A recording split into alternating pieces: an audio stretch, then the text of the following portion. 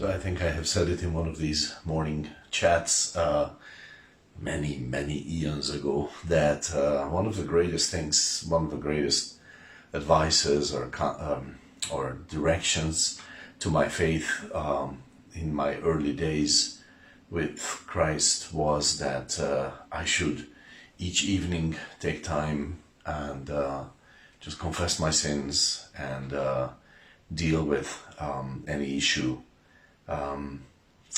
between me and the Lord.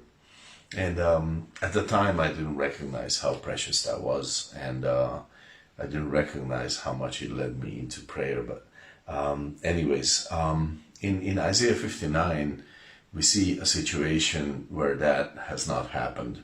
And this is what it sounds like. This is verses 11 and 12. All of us growl like bears and moan sadly like doves. We hope for justice, but there is none, for salvation, but it is far from us. For our transgressions are multiplied before you, and our sins testify against us. For our transgressions are with us, and we know our iniquities.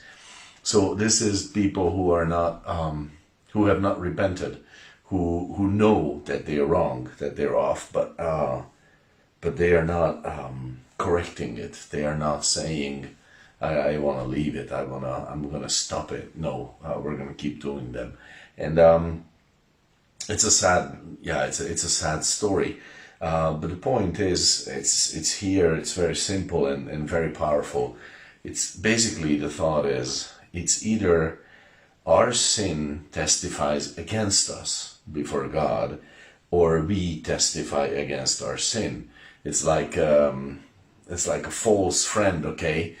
We do some crime together, and the only question is who will tell the principal of the school first, and that one gets off a little easier because he ratted out the other one, and that's the idea, because we're partners in crime with our sin, and who will testify first? That's kind of the picture here.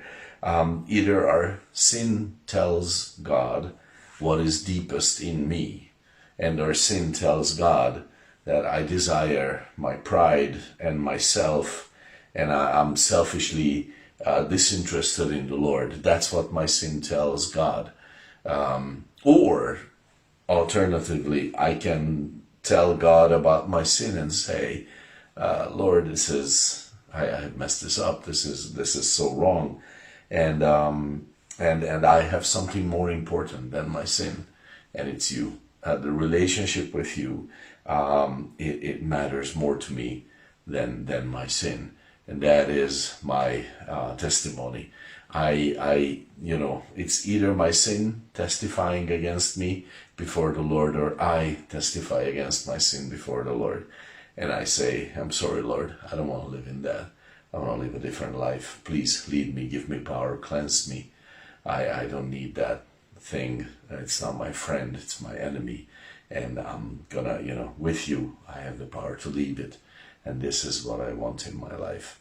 So that's a great exercise. And I encourage you to have that exercise in your life. Well, actually, not just each evening, but like always when it's needed. But in the beginning, just doing it each evening is great practice, and it leads you into much more. So God bless your day with that thought.